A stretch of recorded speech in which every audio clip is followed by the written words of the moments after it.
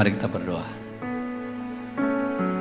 Sekali lagi kami menyerahkan setiap kami yang penuh dengan kelemahan. Mohon anugerah dalam Kristus yang sudah menyelamatkan kami, terus menopang kami untuk mendengarkan firman-Mu.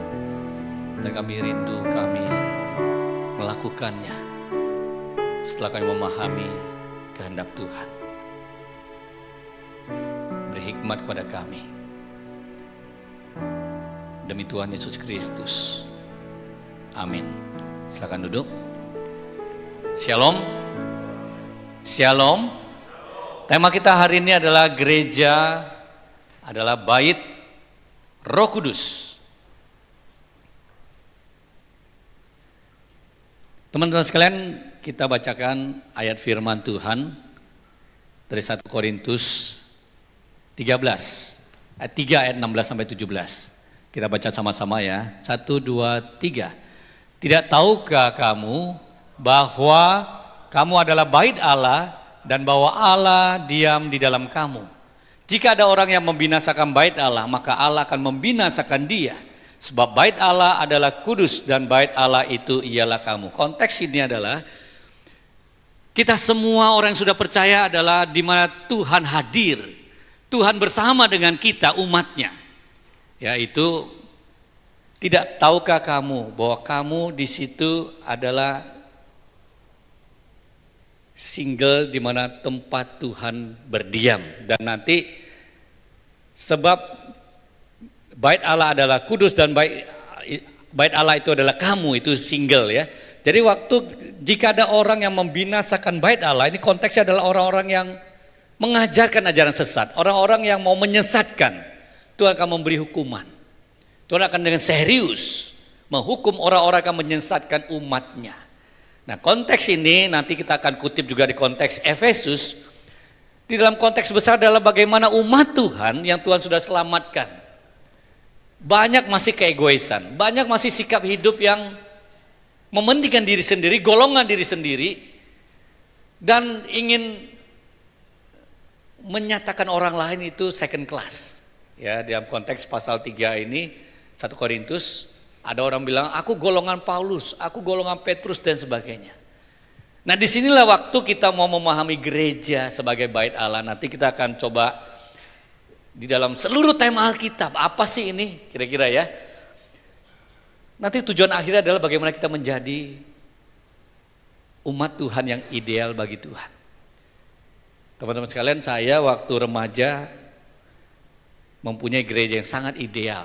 Ya, sampai kaum muda seperti kalian ya.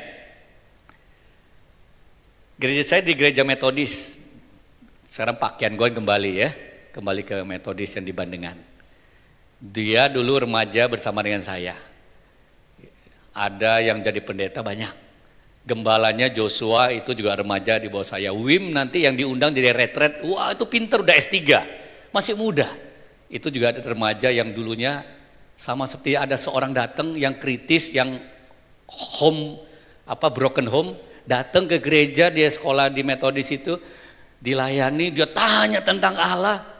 Sekarang jadi dosen di Saat, lulusan S3 Amerika. Ada lagi Budi, seorang remaja juga jadi hamba Tuhan musik. Ada lagi David, sekarang jadi dosen Saat. Wih, banyak sekali, banyak sekali. Dulu kita remaja semua. Yang saya pikir dulu waktu saya kuliah sekolah Alkitab, saya pikir wah indah ya kalau saya sama teman-teman ini menjadi satu gereja. Semua udah kenal dengan baik sekali. Kami begitu akrab. Pelayanan sama-sama apapun itu terbuka. Pelayanan kita udah sampai level seperti saya sekarang terapkan di panitia Natal dengan Pak Hendrik.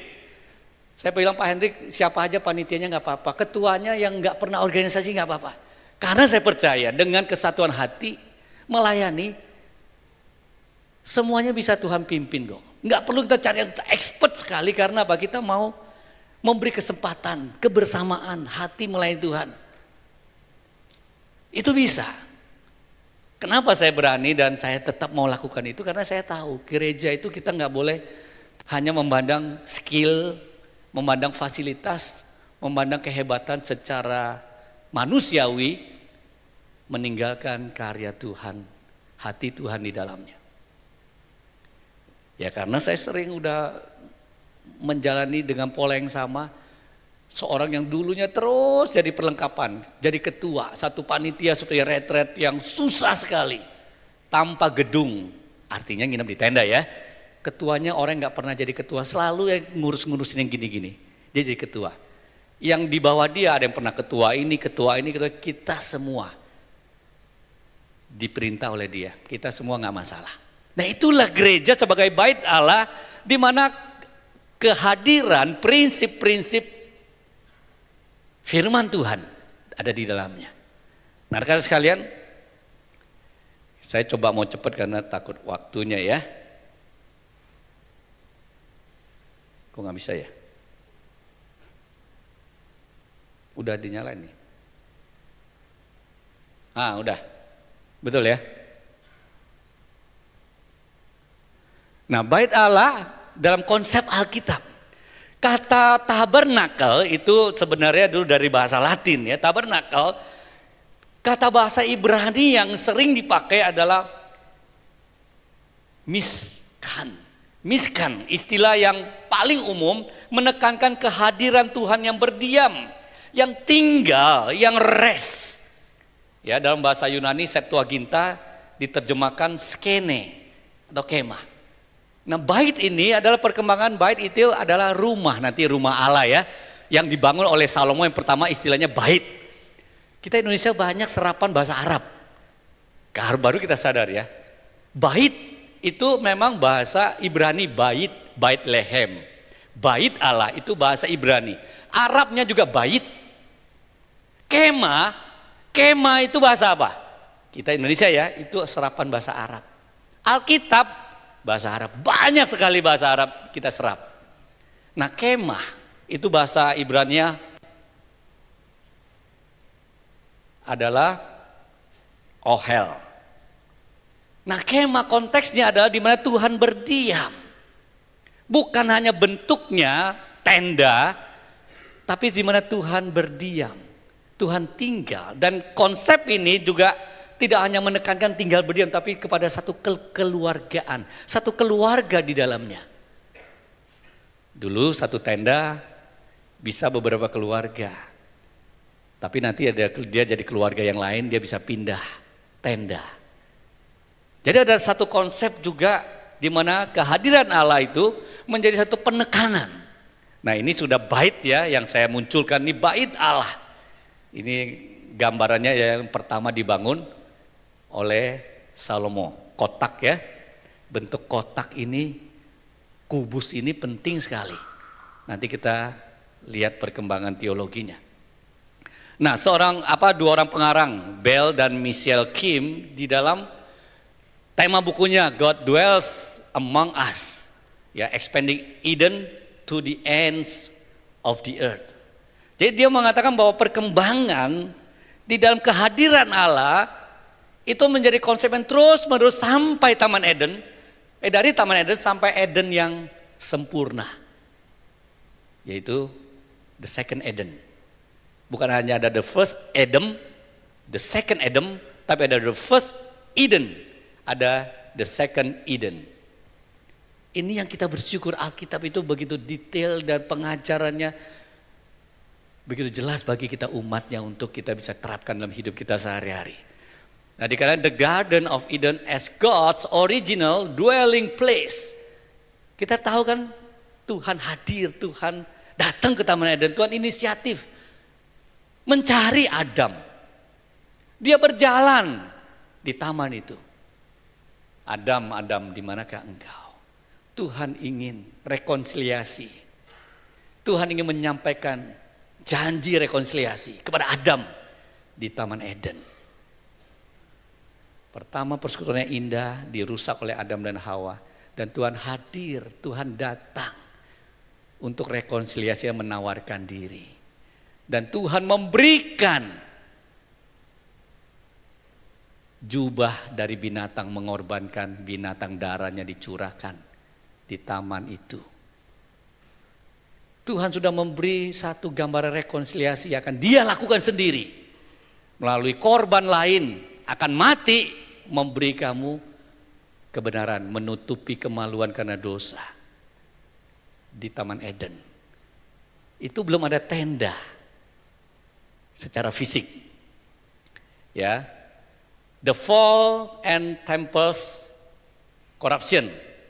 Adam and Eve's sin polluted Eden, corrupting this initial temple and hindering the expansion of God's presence. Jadi apa yang Tuhan hadir mereka batasi. Mereka berdosa. Kekudusan Tuhan mereka nodai. Tapi Tuhan menawarkan rekonsiliasi melalui kehadirannya. Dia datang di tengah-tengah Adam dan Hawa yang berdosa. Nah teman-teman sekalian, kalau kita lihat Tuhan atas alam semesta, betul gak? Tempat tinggalnya adalah seluruh alam semesta ini. Di luar itu malah ya, dia di luar semesta, dia tidak dibatasi oleh tempat. Makanya kita jangan berdebat dengan orang, Tuhan dari mana? Kalau dari mana berarti mana ya, mana itu suatu tempat ya. Itu sudah salah dalam konsep Alkitab. Tuhan, jangan kita jawab pertanyaan Tuhan dari mana. Ya Tuhan gak ada dari mana, dia di atasnya mana gitu ya kan. Jadi gak ada ruang dan tempat yang dia dibatasi. Oh berarti dia dari sesuatu tempat, dia dari Timur Tengah, dia dari ini, dari enggak. Tuhan melampaui semua itu. Nah ini konteksnya sebelum ada kemah, ada bait, ada rumah itu. Ini kisah siapa itu yang tidur di batu? Ingat kisah siapa? Yakub tidur di sebuah batu. Dia sebelumnya bergulat dengan malaikat Tuhan. Dan penglihatan mimpinya dia lihat malaikat turun naik ke surga. Betul ya? Dan setelah bangun, dia mengambil batu yang dia baringkan kepala, dia taruh. Membangun mezbah, dia urapi, oleskan dengan minyak. Dia membangun altar, di situ dan menamakan, di situ adalah Bethel, the house of God. Bait Allah. Karena dia tahu Allah hadir di situ, ini pintu gerbang surga. Allah menyatakan dirinya di situ. Bethel, itulah rumah Allah, di mana Tuhan hadir. Jadi kita lihat bahwa pada momen tertentu, momen yang penting Tuhan hadir. Menyatakan dirinya kepada Abraham. Abraham membangun mezbah, mempersembahkan korban. Kepada Nuh, dia bersyukur setelah keluar dari bahtera itu, dia mempersembahkan kurban kepada Tuhan. Di altar di mana Tuhan datang. Jadi Tuhan memposisikan kehadirannya secara spesifik, dalam arti secara khusus di tempat tertentu dia hadir. Di mana di situ mengingat, encountering with Him. Jadi kita lihat bahwa secara progresif Tuhan menyatakan dirinya, walaupun dia bertata ada seluruh semesta ini, tapi dalam waktu tertentu dalam sejarah keselamatan Tuhan menampakkan diri. Tuhan memberi dirinya ditandai oleh umat yang dipanggilnya. Ditandai di Sungai Yordan. Dibangun satu tanda. Dari batu-batu yang 12 itu dibangun satu tanda oleh Yosua yang melewati Sungai Yordan. Nah teman-teman sekalian, nah pada saat kita melihat ada, ini apa namanya? Kemah pertemuan atau kemah suci atau tent of meeting. Setelah ada kemah suci, ini sesuatu yang sudah berbeda. Ada bagian tertentu penjelasan khusus tentang aturan sudah ada. Kalau kita nih nanti mempelajari kemah suci ini ada gambaran juga tentang Yesus Kristus yang hadir di tengah-tengah umatnya. Detailnya semua sesuai dengan pribadi yang Yesus mau nyatakan. Kesuciannya, keagungannya, hatinya yang mau menjangkau manusia berdosa dan sebagainya. Ini kalau kita pelajari begitu detail sesuai dengan seluruh prinsip Kristus yang menjadi penebus. Kristus yang menjadi imam yang agung. Kristus yang menjadi bait yang sempurna. Nanti kita progresif ya melihat bahwa tent of meeting ini di dalam konsep yang Tuhan berikan Ya, siapa yang boleh masuk setahun sekali? Di hari Yom Kippur, hari penebusan. 1 tahun 1 kali. Dan hanya 1 orang yang boleh masuk. Siapa yang boleh masuk? Ruang Maha Kudus, imam besar. Yang sudah memercikan darah ke tirai pembatas. Penyucian atas dosanya sendiri, dosa umatnya, dia boleh masuk setahun sekali masuk ke tempat Maha Kudus. Satu gambaran kehadiran Tuhan yang menebus manusia. Dan kemah suci ini sudah dinyatakan Tuhan hadir melalui kurban binatang yang sudah diterima oleh Tuhan. Manusia diampuni. Satu gambaran di sini kita melihat bahwa ini mewakili pengampunan dosa melalui imam besar itu, keluarga umat Kristen, umat Israel.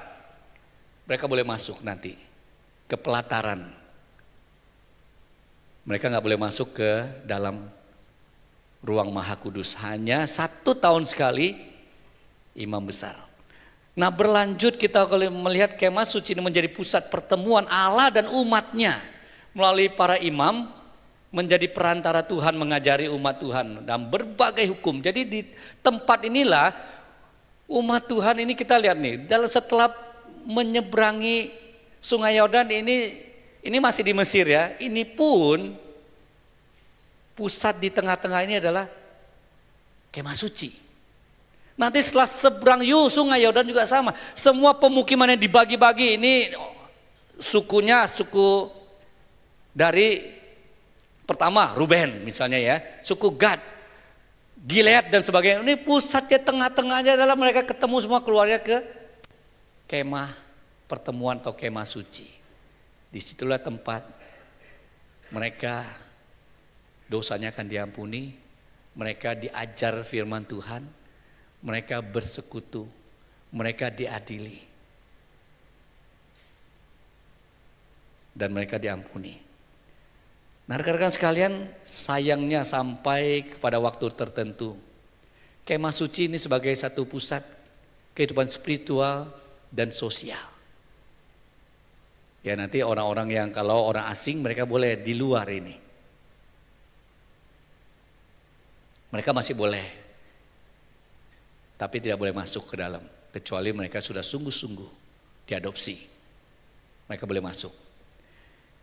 Sayangnya kemah suci ada tabut perjanjian di dalamnya. Orang Israel kesetiaan pada Tuhannya menurun. Sampai suatu saat tabut ini dirampok, diambil oleh orang Filistin. Nah, kita lompat sebentar. Dalam Efesus 2 ayat 21-22 dikatakan, di dalam Dia tumbuh seluruh bangunan rapi tersusun menjadi bait Allah yang kudus. Di dalam Tuhan, dalam Dia kamu juga turut dibangun menjadi tempat kediaman Allah, tempat Tuhan berdiam, dwelling place ya, di dalam roh. Ditekankan sekali lagi, kita adalah tubuh Kristus. Dan kita disusun di dalamnya berbagai pribadi, Tuhan sudah ada di dalamnya. Dan di dalam gereja itulah secara pribadi dan dalam kolektif kita menjadi komunitas yang dinamakan gereja itu, Tuhan berdiam. Maksudnya apa? Supaya orang didamaikan. Kalau kita baca konteks pasal 2 ini adalah orang-orang berdosa yang bermusuhan didamaikan melalui darah Yesus Kristus. Golongan yang tadinya bukan Israel dimasukkan menjadi orang-orang yang beriman, umat pilihan Tuhan melalui Yesus Kristus. Jadi pendamaian jelas sekali melalui Yesus Kristus. Yesus mau damai sejahtera bagi manusia berdosa, bagi manusia yang egois, mereka didamaikan. Pusat spiritualitas dan moralitas, di mana tersusun semuanya, boleh saling membangun, saling memahami, saling menyembuhkan, bukan saling lu gak lebih penting, gua lebih penting posisinya, gua lebih terhormat, gua bukan budak, gua adalah keturunan orang Yahudi, suku tertentu. Paulus bilang kalau saya mau sombong, saya orang Benyamin, saya punya guru Gamaliel dan sebagainya. Teman-teman, sebagai bait Tuhan, Tuhan mau hadir. Dan kemah suci, bait suci adalah pusat pertemuan Tuhan dengan manusia, mau merekonsiliasi manusia dengan Dia. Kalau melalui Kristus, kita direkonsiliasi dengan Bapa. Melalui Yesus Kristus menjadi pusat, Dialah baitnya. Dialah bait suci. Dialah imam agung yang menebus dosa perantara kita. Sayangnya sampai hari ini tidak banyak ada gereja yang ideal. Jangankan tadi ada lagu yang kita mau ikut dalam hidup saya dalam tanganmu. Ya, saya baru tahu lagu itu bagus juga, sangat alkitabiah ya. Hidup saya dalam rencana tangan Tuhan. Saya mau ikut rencana Tuhan. Saya mau pikul salibku, saya mau ikut Tuhan, kira-kira gitu ya. Sekalipun tubuh saya hancur, sekalipun jiwa saya terkoyak, saya mau tetap bersyukur. Saya mau, itu luar biasa. Itu seperti orang yang mau sedang revolusi demi kesatuan negara di Iran. Mereka rela mati, nggak apa-apa. Gue mau negara gue bebas. Gue mau membebaskan orang tertindas dari rejim yang ada nih.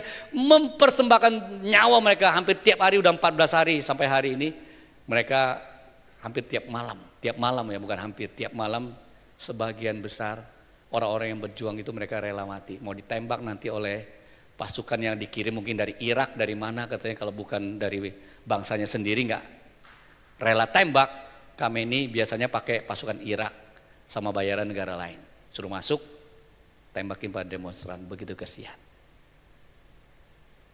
Kita ikut Tuhan, semangatnya menjadi gereja Tuhan harusnya seperti itu, melindungi rekan kita kiri kanan.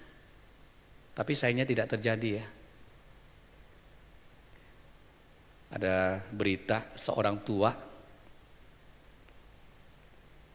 dia umur udah 85.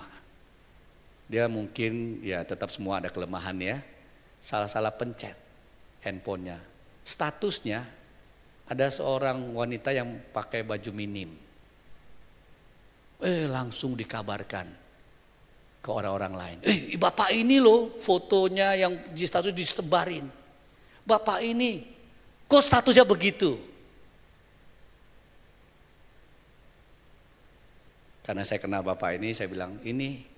Wah, dia bilang saya nggak bisa. Ya apapun kondisinya, saya tidak menghakimi dia dulu. Hapus, saya bilang. Dan nanti saya kasihan ya, bapak ini mungkin ada kelemahan. Tapi begitu salah sedikit langsung. Sepertinya dia begitu serius dosanya. Dipermalukan.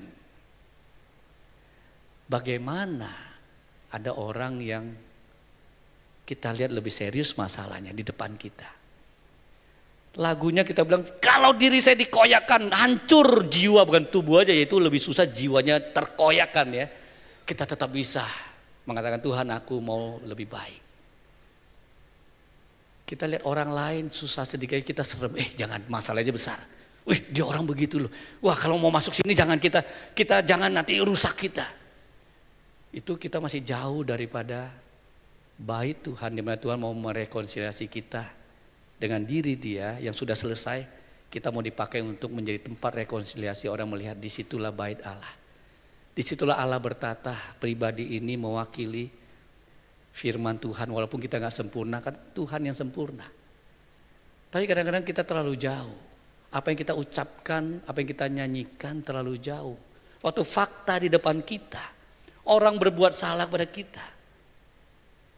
Kita hanya menerapkan satu sisi. Memang Tuhan menghakimi atau menghukum, tapi kita harus lihat sisi juga.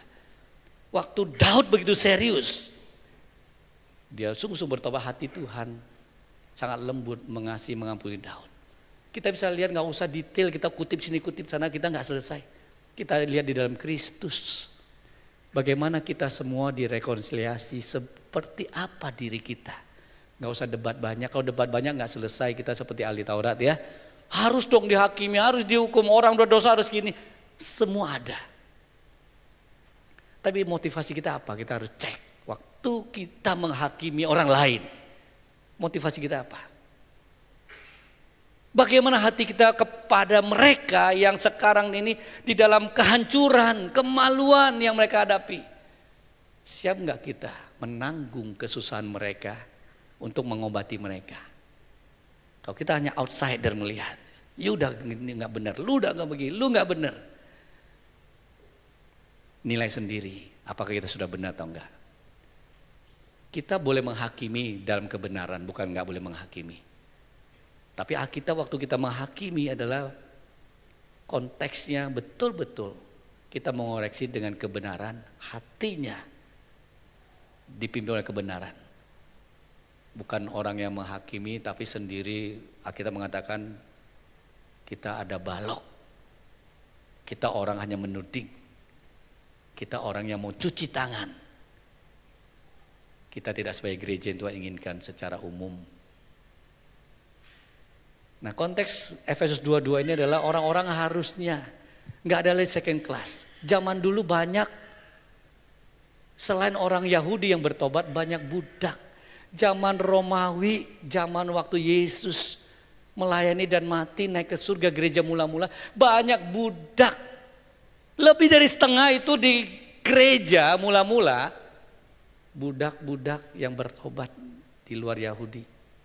Makanya terjadi terus menyingkirkan orang di luar Yahudi. Makanya orang perjamuan itu beda-beda jamnya datang. Mereka datang bawa makanan masing-masing. Yang datangnya telat nggak ada makanan banyak, mereka makan pesta. Makanya Korintus pasal 11 mengatakan, kamu nggak memperlakukan perjamuan itu untuk tubuh Kristus. Masing-masing merasa aku kesempatan. Yang orang miskin yang kerjanya nggak bisa atur jamnya datang telat udah nggak ada. Perjamuan makan sama-sama. Sudah habis. Itu konteksnya. Orang gak peduli. Mereka aku yang punya waktu, kapan aku mau datang, aku mau perjamuan Tuhan dinistakan dengan mereka. Makan mau sebanyak-banyaknya. Tidak peduli yang nanti datang lagi ada atau enggak. Jadi gak memikirkan sesamanya. Nah ini bait. Nah, bait ya, house, rumah, Bethlehem. House of bread, rumah roti Bethlehem ya, bait, bahasa Arabnya juga bait ya. Ini ada satu konteks keluarga, bukan hanya bentuk rumah yang gedung bisa ya, bentuk gedung gereja, gedung tertentu itu namanya juga bait istilahnya. Ini juga bisa istilahnya dalam konteksnya keluarga, suku gadis keturunan, digunakan untuk menggambarkan rumah tangga atau keturunan. Nah kalau ini keterangannya ini adalah bait suci yang kedua yang dibangun oleh Herodes. Dan ini juga sebagian hancur ya. Ada ini Wailing Wall, Western Wall. Ini tembok ratapan yang masih ada. Sini sudah habis semua. Tinggal tembok yang di sini nih. Yang timur sudah hancur, ini yang barat. Tempat orang kumpul doa di situ selipin kertas-kertas doa ya. Nah, ini Dome of the Rock, ini masjidnya yang hitam kepalanya ya. Ini bangunannya extension, dulu nggak ada. Ini tambahan. Ini masjid, ini bangunan yang berbeda lagi ya. Ini bait Allah. Sama kalau kita baca ada tempat Tuhan hadir. Tuhan tinggal di dalamnya. Nah kalau kita melihat ya 2 Samuel pasal 7 ayat 6 saya bacakan. Waktu Daud mau membangun bait Allah, dia katakan masa Tuhan di kemah, di Ohel, masa Tuhan berdiam di kemah, kan kemah suci pindah-pindah ya. Daud bilang aku sudah bangun nih 13 tahun selesai, kerajaanku megah, masa Tuhan di tenda. Kira-kira dia, aku hebat ya, Tuhan bilang sama Daud. Melalui Nathan bilang begini. Aku tidak pernah diam di dalam rumah, bait di situ ya. Sejak aku menuntun orang Israel dari Mesir sampai hari ini, tetapi aku selalu mengembara dalam kemah atau ohel sebagai miskan, sebagai tempat kediaman atau tabernakel. Aku tinggal. Jadi Tuhan mengatakan, Daud bilang lu tinggal di situ aja tempat yang hebat. Tuhan bilang enggak, di kemah pun aku keliling. Tempat ini tidak mendeskripsikan aku ada di satu tempat. Tuhan memimpin berdiam. Kemah itu hanya satu tempat yang Tuhan spesifik. Dia pakai di situ, tapi dia terus mengiringi. Berjalan, bahkan nanti dijelaskan di dalam tiang awan dan tiang api. Tuhan menyertai. Tuhan bilang, kamu mau diri aku rumah, aku enggak stay di situ. Dari dulu aku menyertai, memimpin orang Israel keluar dari Mesir. Aku berdiam, aku mau hadir. Bahkan di tenda kamu anggap hina itu, kalau aku mau hadir, aku hadir. Dan di mana tempat aku hadir, tempat itu menjadi suci. Ya, bait suci pertama dibangun oleh Salomo. Nah, Tuhan menghukum orang Israel setelah spiritualitas dan hidup sosialnya bobrok. Kalau kita lihat Amos ya, bukan hanya spiritualitas, hidup mereka tidak adil. Mereka begitu rusaknya hidup sesama, tidak peduli. Mereka hanya kepentingan diri sendiri. Mereka banyak berhala dan sebagainya. Tuhan menghukum mereka dan dikatakan di Yesaya, oleh sebab itu katakanlah begini firman Tuhan, walaupun aku membawa mereka jauh-jauh di antara bangsa dan menyerahkan mereka di negeri-negeri itu, dan aku menjadi tempat kudus. Aku menjadi bait. Aku menjadi tempat berdiam, ya, tempat kudus sementara bagi mereka di negeri di mana mereka ada. Jadi Tuhan tetap hadir dirinya. Kemahnya sudah nggak ada, baitnya nanti sudah hancur. Tuhan bilang, aku hadir di tempat pembuangan. Akulah tempat kudusnya, akulah baitnya. Tuhan menunjukkan pada diri, aku menjadi bait di mana orang-orang yang kubuang mereka telah bisa menyembah kepadaku. Jadi kita lihat konsep kepada Eden yang tidak ada tempat yang spesifik. Tuhan dirikan satu tempat, kemah, ke bait yang megah. Waktu dihancurkan bait itu, semua barang-barang kudus diambil oleh Babel. Tuhan mengatakan, waktu aku buang mereka pun aku serahkan. Aku menjadi tempat kudus. Akulah pusat penyembahan, bukan kemah atau gedungnya. Ya, kalau kita baca lagi, Tuhan mengatakan, aku akan menghimpunkan kamu dari bangsa-bangsa, mengumpulkan kamu dari negeri-negeri dari mana kamu berserak. Aku akan memberi kamu tanah Israel. Maka sesudah mereka datang di sana, mereka akan menjauhkan segala dewa-dewanya menjijikkan dan segala perbuatan-perbuatan yang keji dari tanah itu. Aku akan memberikan mereka hati yang lain dan roh yang baru di dalam batin mereka. Juga aku akan menjauhkan dari tubuh mereka hati yang keras dan memberikan mereka hati yang taat, supaya mereka hidup menurut segala ketetapanku dan peraturan-peraturanku dengan setia. Maka mereka akan menjadi umatku dan aku akan menjadi Allah mereka. Ini adalah satu janji pencurahan Roh Kudus. Mereka akan menjadi umatku, hati yang baru. Jadi Tuhan merekonsiliasi umatnya yang diserahkan. Tuhan akan memanggil mereka kembali, menyatukan mereka kembali melalui dirinya, memberi roh yang lain. Tuhan tuh punya motivasi memurnikan, dia kumpulkan, dia pulihkan, dia obati, menjadi miliknya sendiri. Aku menjadi Allah, mereka umatku. Itu motivasi Allah. Itu yang Allah lakukan. Dia sendiri inisiatif, dia lakukan itu pada Israel. Dan luar biasa, setelah orang Israel dibuang 70 tahun lebih, 70 tahun balik, sampai hari ini tidak ada lagi orang Yahudi tempat-tempat berhala seperti sebelum kerajaan dihancurkan, sebelum mereka dibuang. Setelah itu tidak ada catatan bukit penyembahan berhala. Hebat ya, walaupun sebagian belum percaya Yesus. Tapi Tuhan sudah memberikan peringatan yang sangat keras kepada umat Israel. Setelah itu tidak ada catatan. Bahkan sampai zaman Yesus sampai sekarang, orang yang menamakan dirinya umat Tuhan sejarah Alkitab ini tidak ada catatan bukit penyembahan berhala ini lagi sampai hari ini. Tapi secara rohani mereka masih menyembah berhala ya. Tapi kalau kita lihat spesifik Israel luar biasa, Tuhan berikan pelajaran. Tapi sebagian belum bertobat, tapi ada waktu Tuhan, kesabaran Tuhan akan tiba ya. Kita hanya percaya Tuhan. Nah, rekan-rekan sekalian, luar biasa ini. Nah, ini dia. Firman itu telah menjadi manusia dan mendirikan tenda di antara kita dan diam di antara kita. Kata dwell. Itu kalau kita mau terjemahkan setia adalah firman itu telah menjadi manusia dan dia mendirikan tenda di antara kita.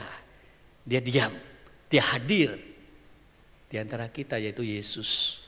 Dia sendiri, dia dirikan tenda, dia sendiri adalah tempatnya. Dan kita telah melihat kemuliaannya, yaitu kemuliaan yang diberikan kepadanya sebagai anak tunggal Bapa penuh kasih karunia dan kebenaran. Nah, rekan sekalian, ini jelas sekali ya. Tuhan menjadikan dirinya tempat pusat peribadatan. Ingat apa Yesus katakan di Yohanes pasal 2, Yesus katakan, hancurkan bait suci ini dan aku akan membangunnya dalam 3 hari. Bait suci itu apa sih?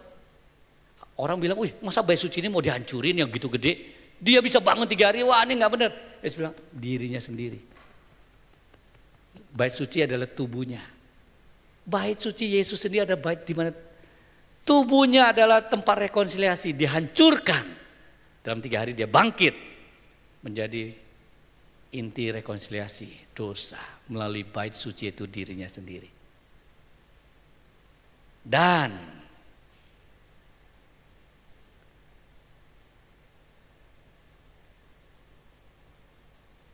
tolong diklik, tiba-tiba gak bisa.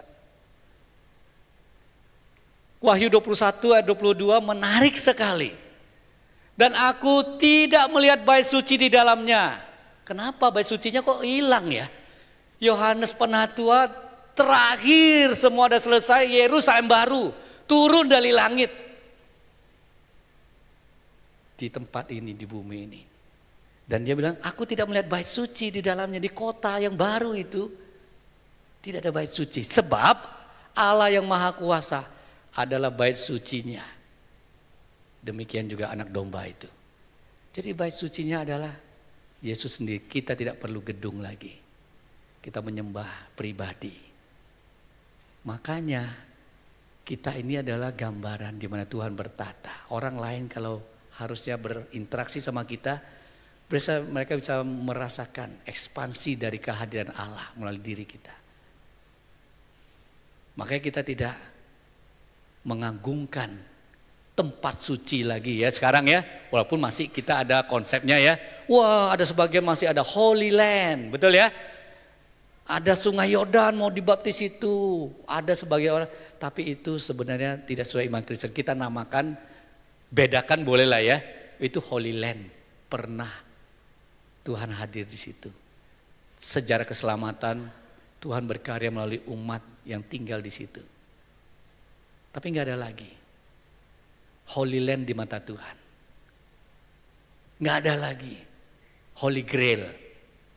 Nggak ada lagi Holy Place. Adanya apa? Holy People. Di mana Tuhan hadir, Musa dikatakan Tuhan, di mana kamu injak, di situ kudus karena Tuhan hadir. Kalau Tuhan hadir di hati kita, Tuhan sucikan kita. Kalau Tuhan hadir melalui diri kita, Dia akan memakai kita menjadi rekonsiliasi kepada orang-orang sekitar kita.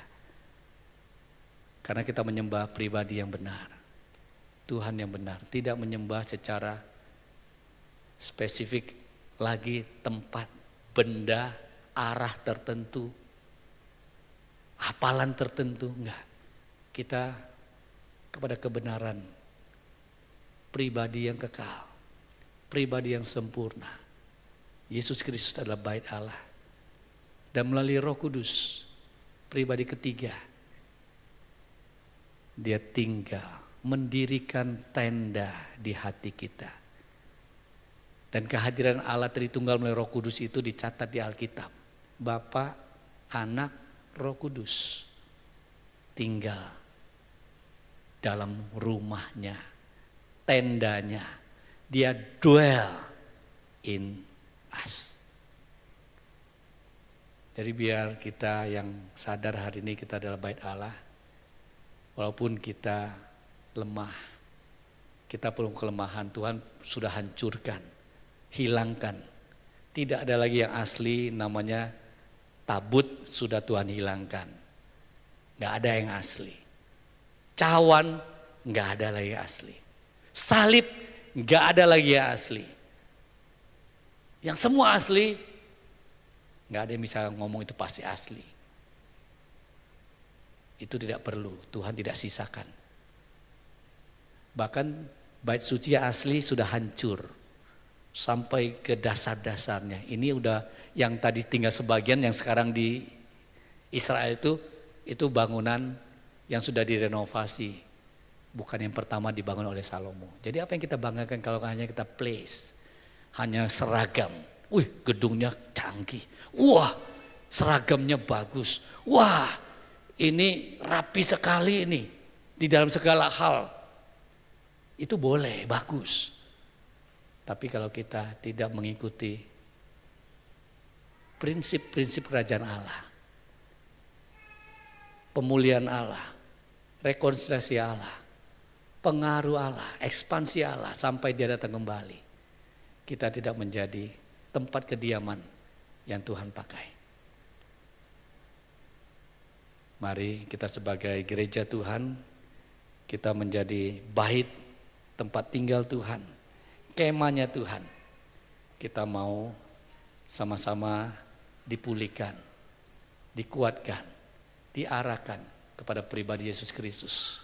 Sampai kita ke Yerusalem yang baru, kita bertemu dengan Tuhan selama-lamanya.